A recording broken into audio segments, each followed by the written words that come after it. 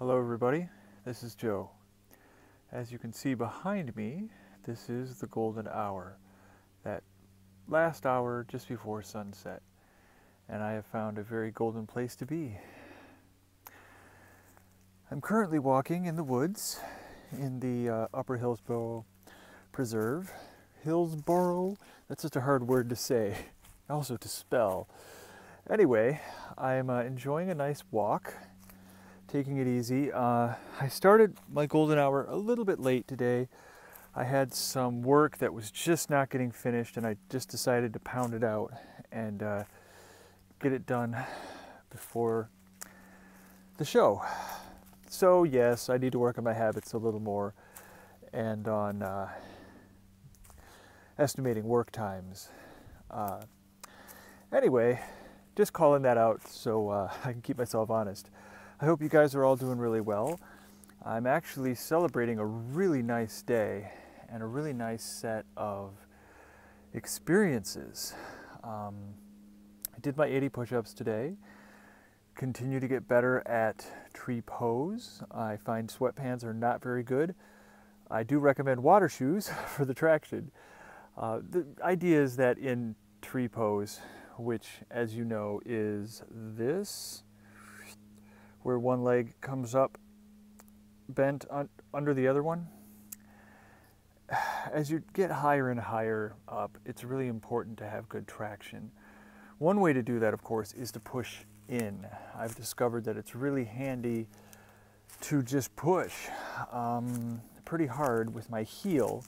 Not so much with my toe, because I don't want to push on my kneecap, but given that my toe is above my kneecap just barely and my heel is up in my thigh, close to my crotch, I can push into that thigh muscle easily with my heel and get some traction.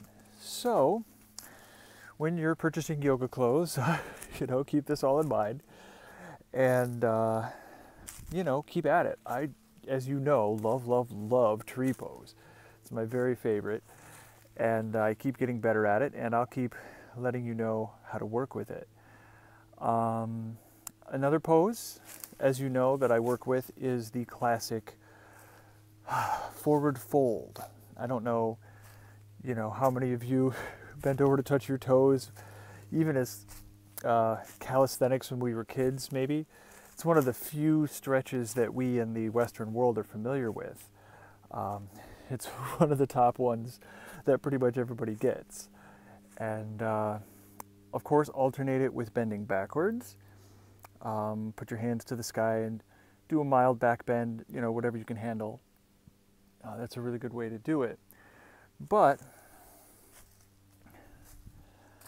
when you're bending forward, one thing you'll notice is, well, first of all, if you stay in that position for a while, things will loosen up. The forward fold involves so many different muscle groups. And as you know, I am not a yoga teacher.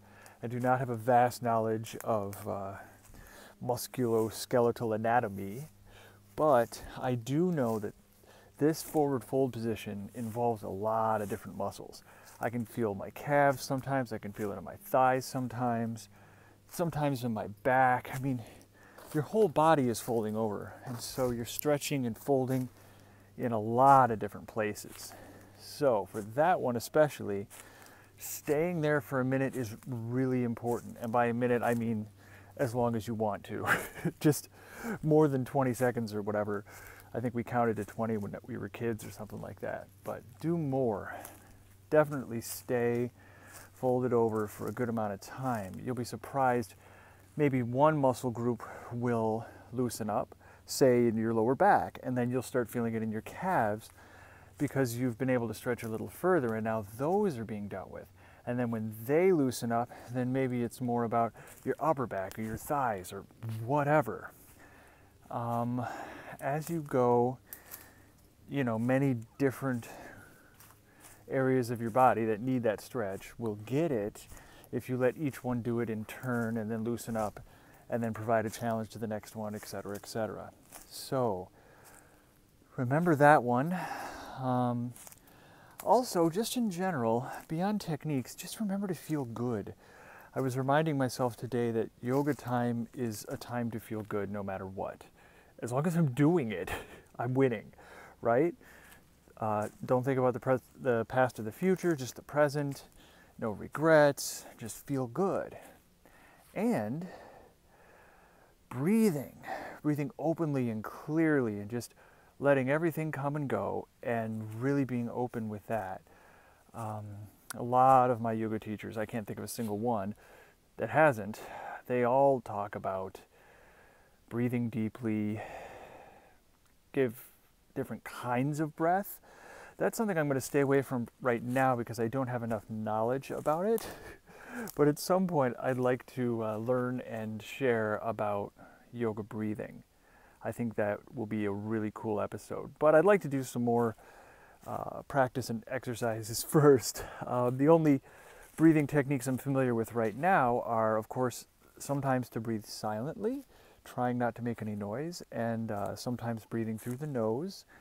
I even read somewhere of a guy, it might have been a video, he was recommending, Indian guy, he was recommending breathing through one nostril or the other without plugging it up, just kind of putting your intention on one or the other, which would open things up. And I think it does. Another thing I found while practicing that is that you can certainly open things up just by tilting your head back more, allowing your throat to drain. It seems to me that there's a mechanism, like an opening in the back of our throat. And again, I'm not an anatomy expert. This is just my guessing from what I looked up on Wikipedia and experienced myself. But it feels like there's openings in the back of my throat where I can feel drainage sometimes from up in my head. And it's almost as if when I tilt my head forward that I'm blocking those off. So if you have any experiences with this or any anatomical knowledge I don't have, please let me know. I would really like to see if I'm correct on that. So today for the golden hour, I need to talk with you about the premonition that I explained and discarded recently. I had a premonition that something was going to happen to make my life, the logistics of my life better. That something was going to happen in mid-December, perhaps around the 12th. I was guessing the date of the 12th, and it was totally not on the 12th. I said maybe a week ago on the show that, yeah, that's not going to happen. You know, I'm not going to have this premonition, I guess, because it didn't come true on the 12th. And, you know, over a week later, it has happened. It wasn't an event. I thought some event in work or life or opportunities would come in and make everything okay, but that's not what happened. It's that I had a really great experience. I wouldn't classify it among my 3 experiences where I've touched the divine and, you know, really with my lovers explored, you know, the edges of reality and philosophy and broken the laws of physics. It wasn't one of those 3 major experiences, but it was just one step down from that. You know, they say that if the planet Jupiter were however many times larger than it is, it would become a star. That, you know, it's not that many Jupiters that would come together to start shining light. And it's kind of like that. The experience I had was on the phone with my mom. So it was an energy of excitement, but it wasn't an energy of attraction that I share with intimate partners. And that may be why it was intense and exciting, but not as strong as the other experiences that I've had. I've had similar experiences to this one, but not as intense when I talk with other people of faith, or even, let's face it, with people of no faith. You know, talking with an atheist can be just as stimulating as talking with a Christian. For me, I'm a agnostic, and so I dip into everything, and I consider it all possibly true. which is a nice place to be. I don't like to take sides on things I can't prove. So I love to have these conversations with people, and I often feel a deep inspiration while I'm talking in them. But the one I had last night, like I said, was something special. I was really amped up and really excited. I was really confident. I was really, laying on the ground may not be the best idea for mosquitoes, but anyway, I was really having a good time.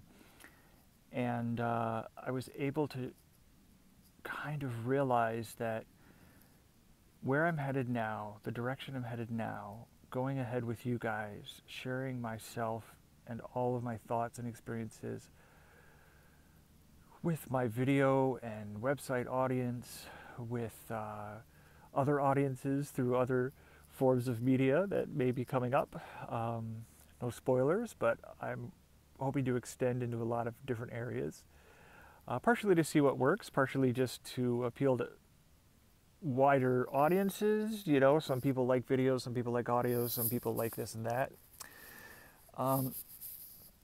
For me, it's fun to try a lot of things, a lot of angles, and see which ones work the best. And like I said, offer a package deal. So look for more stuff coming from my direction. And yeah, I really feel that it's working, that it's going to work. More than that, I felt this concept yesterday of my bicycle trip turning into my spiritual success, my spiritual seeking and finding and sharing and all the rest of that.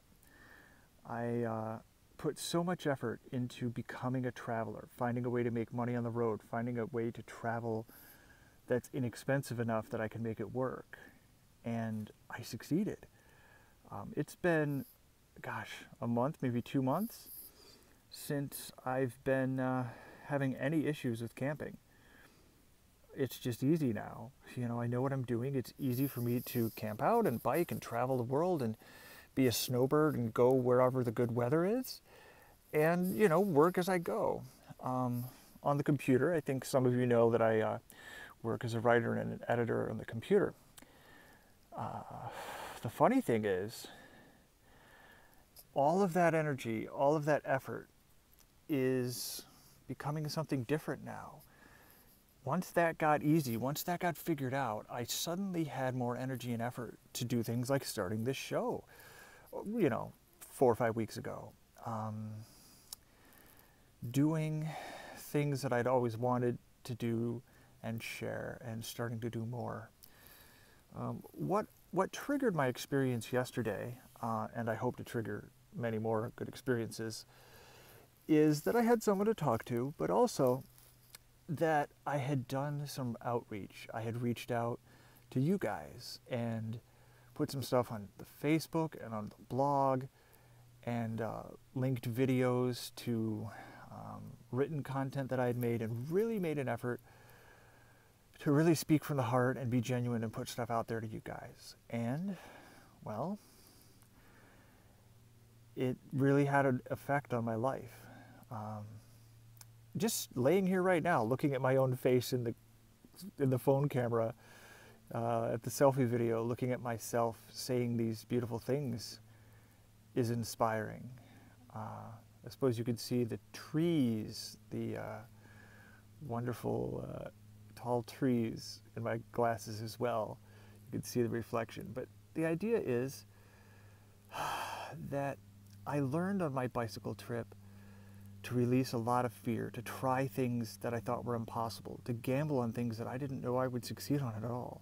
And I did succeed. And now I just have so much more faith in myself, so much more confidence that, yeah, well, when I have an idea that something will be successful, I can work towards it and do experiments and find out what works and what doesn't, and get to a solution, get to a success. And I don't know, I just feel like all of that faith in myself that I needed in order to do this bicycle trip has now just flooded into my spiritual life. And I know I'm going to succeed. I'm not worried about it like, will this work? Will this not work? Is it going to be a success? Am I going to have to do something else? Am I going to have to backtrack? No. Mm-mm. I'm going to succeed. And to that matter, so are you. In your life, where you are, if you follow, as I always say, follow the one thing you care about the very, very most in your life and pursue it with all of the resources you have. Put everything you have into the thing you love the most.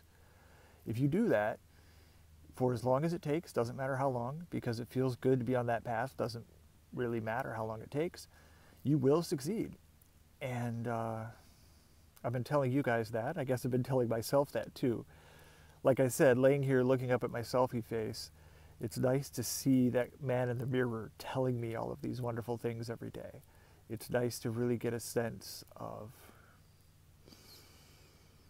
instant feedback, and that I'm telling myself that I can trust myself, that all of this is working. It's not just an idea, it's not just a hunch. That's how the stuff starts, and I followed those ideas and I trusted those hunches.